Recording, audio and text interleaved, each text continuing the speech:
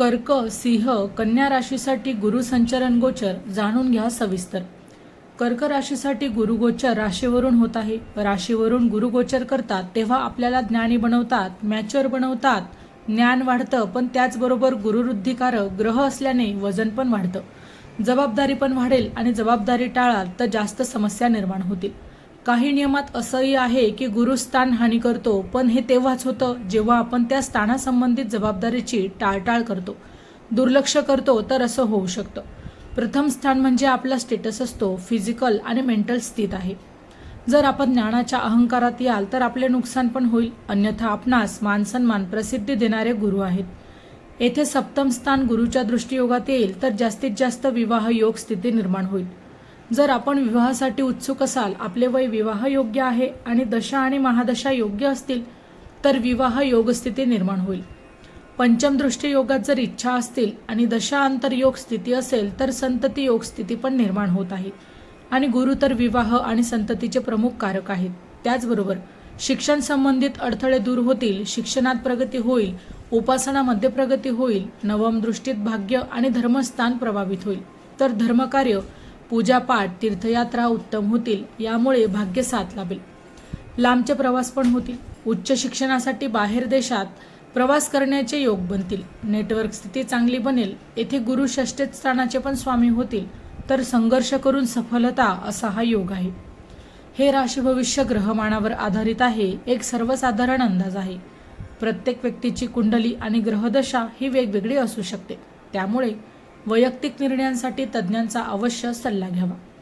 राशीत गुरु असल्याने वजन वाढू शकते, व्यायाम कमी झाल्याचा त्रास पण होऊ शकतो, तर याची काळजी घ्यावी. या गोचर काळात चंद्रस्थिती जेव्हा जेव्हा चांगली असेल तेव्हा मात्र गुरु जास्तीत जास्त शुभ फळं देतील, हे लक्षात ठेवा. सिंह राशीसाठी गुरुचे कर्क गोचर. सिंह राशीसाठी गुरुगोचर व्ययस्थानातून होत आहे. व्ययस्थानातून गुरुगोचर प्रापंचिक दृष्टीत शुभ होत नाही, केवळ धर्म आणि अध्यात्मासाठी येथे गुरु उत्तम स्थिती निर्माण करतो. हा परदेश यात्रा, परदेश गमनासाठी हा गुरु चांगला होत आहे. जर आपण चांगल्या कामासाठी खर्च करत असाल तर खर्च करण्यासाठी ही स्थिती चांगली आहे, म्हणजे पाचव्या दृष्टीत चतुर्थ स्थान प्रभावित होईल, तर घर, इस्टेट, वाहनासाठी खर्च होईल, म्हणजे चांगले काम पण होईल, म्हणजे गुरु सुख सुविधा देण्यासाठी खर्च वाढवतील. नवीन वाहन, नवीन वास्तू, नवीन इस्टेट, कन्स्ट्रक्शन, डेव्हलपमेंटसाठी योगकारक स्थिती होत आहे.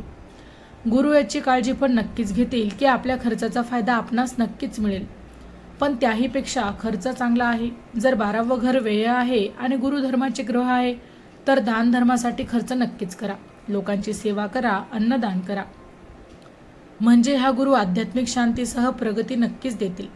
सप्तम दृष्टीत षष्ठ स्थान प्रभावित झाल्याने शारीरिक त्रास नष्ट होतील, संघर्ष कमी होईल, कर्जमुक्तीचे योग बनतील. नवम दृष्टीत अष्टम स्थान साधना मजबूत होईल, गुरुमंत्र सफल होईल, पैतृक धन लाभ होईल, शेअर ट्रेंडिंग योग चांगले असतील तर त्यातही लाभ आहे. गुरु आपल्यासाठी धर्ममोक्ष त्रिकोण बनवत आहे. जर जेवढे आपण धर्म आणि अध्यात्माला जोडून राहाल तर उत्तम राहील, पण सध्या चालू स्थितीत शनीची अडीचकी असल्याने संघर्ष नक्कीच आहे, पण उच्च गुरुची शुभदृष्टी शनीवर पण होते, तर गुरुमुळे राहत पण मिळेल. जानेवारी ते डिसेंबर 2026चे मेष ते मीन राशींचे वार्षिक राशी भविष्य, तसेच 2026 वर्षात घडणाऱ्या घटनांचे मासिक व साप्ताहिक भविष्यवाकित विषयक व्हिडिओ पाहण्यासाठी डिस्क्रिप्शनमध्ये दिलेल्या लिंकवर क्लिक करा. व्हिडिओ अवश्य पहा, व्हिडिओला लाईक करा. तसेच आपले काही प्रश्न किंवा सूचना असतील तर चॅनलला सबस्क्राईब करून कमेंट करायला विसरू नका.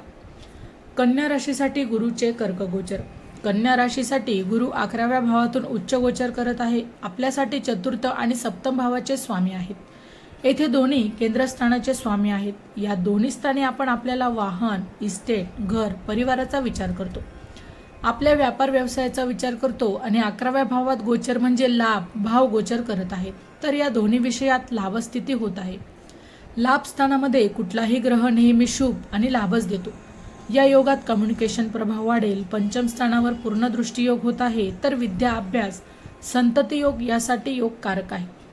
आपल्या ज्ञानाने आपणास काम आणि लाभ नक्कीच प्राप्त होईल. अधिकारी वर्ग, मित्रवर्ग आपल्यापेक्षा मोठ्या लोकांकडून, सरकारकडून लाभ योग होतील.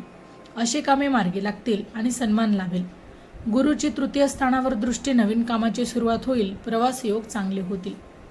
चॅनलवर येणाऱ्या प्रत्येक अपडेटसाठी आमच्या वेदभविष्याचा या व्हॉट्सअप चॅनलला फॉलो करा. चॅनलची लिंक ही डिस्क्रिप्शनमध्ये दिलेली आहे.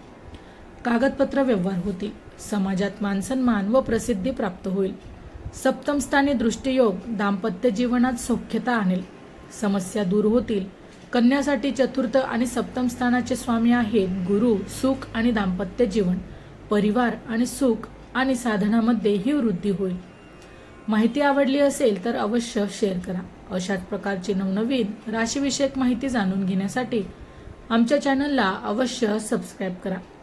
पुन्हा भेटू अशाच एका नवीन माहितीसह. तोपर्यंत श्री स्वामी समर्थ.